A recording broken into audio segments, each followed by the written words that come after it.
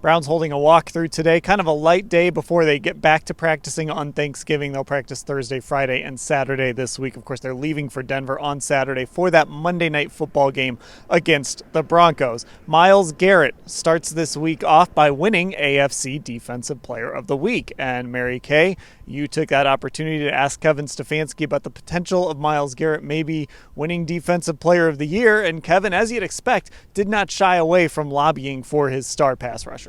That's right. Myles has now climbed to tied for third in the NFL with 10 sacks.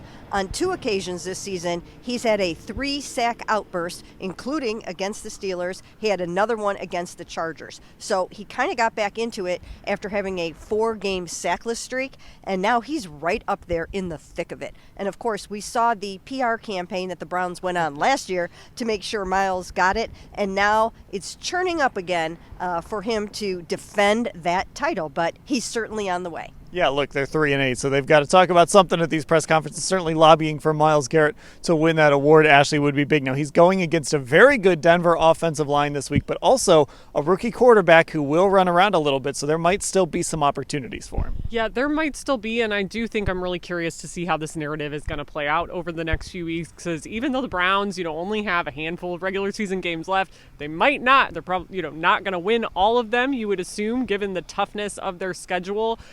I do think there's still some room here for Myles Garrett. It feels like a wide open race for one. For two, the Hard Knocks cameras are finally around. We're going to have that in-season Hard Knocks premiering next week, it is. And he's going to have a chance to be in that national spotlight in a way that, hey, if you're a good player on a bad team, you're not going to get that opportunity all of the time. So I think there's going to be some chances this week for him. I think we're seeing Myles get himself fired up down the stretch of this season with that award still out there as a possibility. Now, it's not a homecoming this week for Jameis Winston like it was a few weeks ago in New Orleans, but he does get to go against one of his old coaches, Sean Payton, a guy who kind of helped resurrect Jameis's career after he flamed out in Tampa Bay and they let him go to bring in Tom Brady. He landed in New Orleans and got to spend his first couple of seasons, one with Drew Brees and Sean Payton, and then another one with Sean Payton. And Mary Kay, as you would expect, Jameis credits Sean Payton with a lot of what he's become now as the Browns starting quarterback. Yeah, he really does. And a lot of it, whenever we hear Jameis say, I'm just taking it one play at a time, I think that comes from Sean Payton. I think that's one of the things that he drilled into his head. There are, of course, other things because it's sort of a system thing with Sean Payton. We saw Drew Brees excel in it and other quarterbacks. We are now seeing Bo Nix absolutely excel in the kind of scheme that Jameis Winston ran for him in New Orleans. But he became a better quarterback under Sean Payton. He respects the heck out of him, and it will be a homecoming of sorts. Yeah, and Ashley, how can you not help? If you're in that room every day with Sean Payton, who's just so brilliant, of course, engineered that Super Bowl in New Orleans and such great offenses around Drew Brees for all those years, how could you not come out of that a better player and a better quarterback? Yeah, I mean, again, we talked about it on the pod earlier this week. It's why the Broncos went through everything they did to get Sean Payton in the building. You have a guy like that, he's going to totally change the outlook for your team, for any player that plays for him,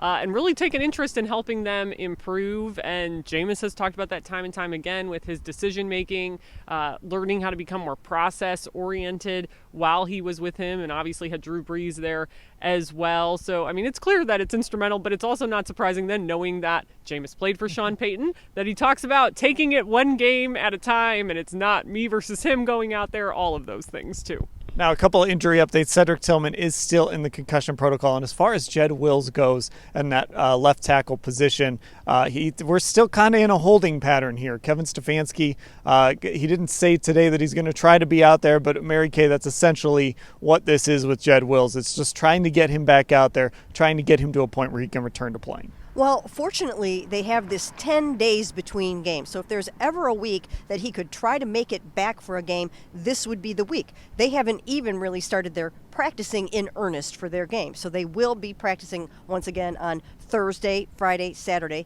before heading out to Denver on Saturday to get acclimated to the altitude.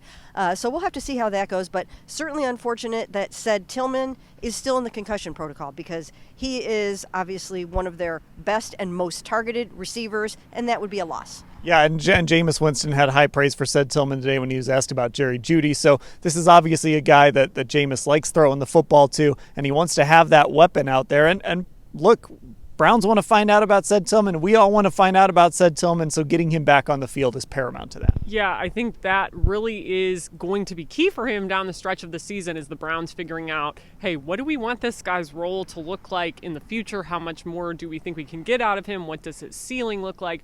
All of those things. And when you're losing games because of an injury, you're not going to get all those opportunities you thought you might have. So definitely interesting, and I think if he can play, that's great for the team, obviously, but it's also great for his outlook long term. Okay, we'll have full coverage of everything that happened here today in Berea. You can find it all at cleveland.com/Browns.